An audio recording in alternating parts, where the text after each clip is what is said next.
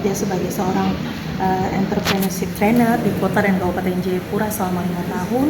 Saya menemukan banyak sekali masalah-masalah yang berkaitan dengan manajemen keuangan, baik itu di dalam keluarga tetapi juga pribadi, sehingga itu juga menjadi hal yang membuat saya menginisiatif untuk adanya modul ini. Dan saya juga melihat bahwa belum ada bahan-bahan ajar ataupun alat-alat ajar yang sesuai dengan konsep atau konteks Papua dalam hal ini tentang manajemen keuangan. Jadi akhirnya saya memutuskan untuk mengembangkan modul ini, di mana konteks Papua yang saya angkat di sini adalah mungkin dalam soal-soal, tapi juga dalam aktivitas yang dilakukan di dalam modul ini lebih banyak berkaitan tentang konteks yang ada di Papua itu sendiri, sehingga modul ini bisa digunakan ke depan. Belum sempurna, tetapi setidaknya sudah ada yang bisa digunakan untuk memaparkan tentang pentingnya manajemen keuangan bagi anak muda Papua. Mungkin contoh konteksnya seperti apa? Kita bahas tentang merencanakan tabungan atau mengatur tabungan. Di situ tuh ada kayak semacam studi kasus. Nah, studi kasus itu tuh diangkat dari beberapa pengalaman saya secara pribadi langsung ketika berinteraksi dengan masyarakat waktu melakukan pelatihan. Mereka curhat tentang masalah tersebut. Tetapi juga yang saya angkat di sini adalah mereka harus membuat role play. Jadi mereka akan membuat role play di mana konteksnya adalah nunggu pengalaman pribadi berkaitan dengan manajemen keuangan di Papua selama ini. Jadi di situ sebenarnya kita mengajak mereka juga untuk berefleksi. Jadi sehingga mereka melihat bahwa ini kenyataan, dan dari refleksi itu kira-kira apa nih yang bisa kita lakukan. Jadi itu dari mereka sendiri dan untuk mereka. Begitu. Kasus yang paling banyak. Jadi karena kemarin kami fase 1 itu lebih banyak dengan teman-teman yang sudah bekerja secara tetap tetapi juga freelance. Mereka banyak bilang bahwa mereka dapat uang tapi mereka tidak punya komitmen untuk simpan uang. Nah, komitmen ini juga masalah.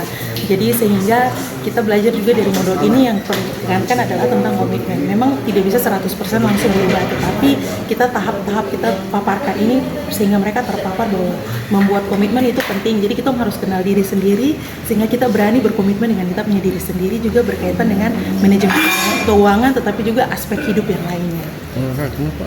Olahraga karena modul yang saya buat ini untuk anak muda. Tujuannya, targetnya untuk anak muda berusia 18 sampai 35 tahun. Jadi saya rasa Timnas Pemuda dan Olahraga adalah salah satu potensi mitra yang baik juga untuk saya ajak ke depan kolaborasi kalau memang ada kelas-kelas latihan yang akan dilakukan lagi ke depan.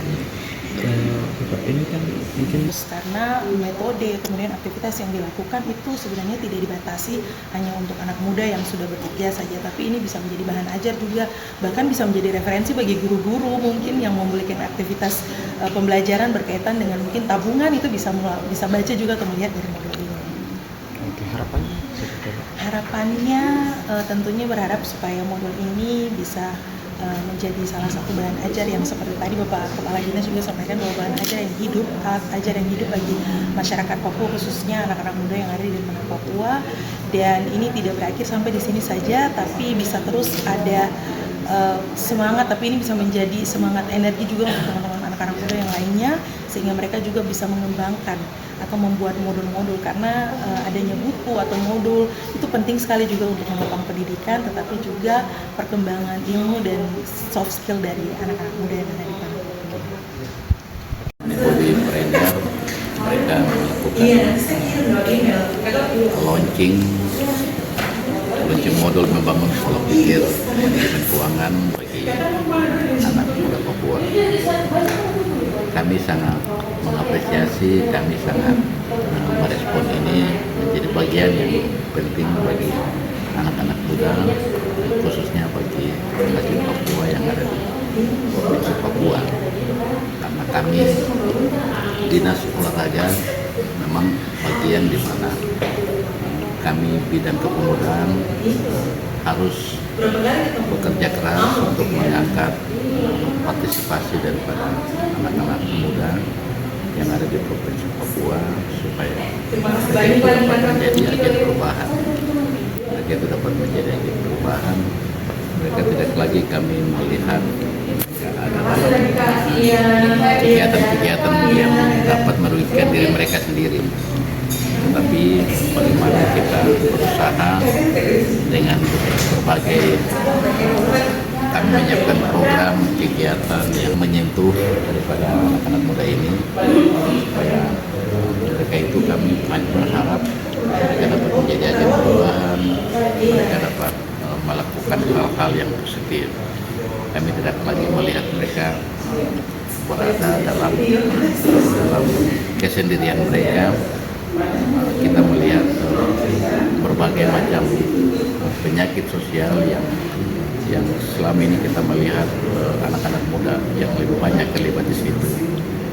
Tetapi ini menjadi beban, menjadi pergumulan bagi kami supaya kami juga bagaimana kami berpikir secara baik, secara positif untuk membawa mereka ke arah yang lebih baik. Ya, karena memang selama ini ada beberapa kegiatan yang kami lakukan yang melibatkan partisipasi kepada anak-anak muda ini, tapi kami belum dapat melakukan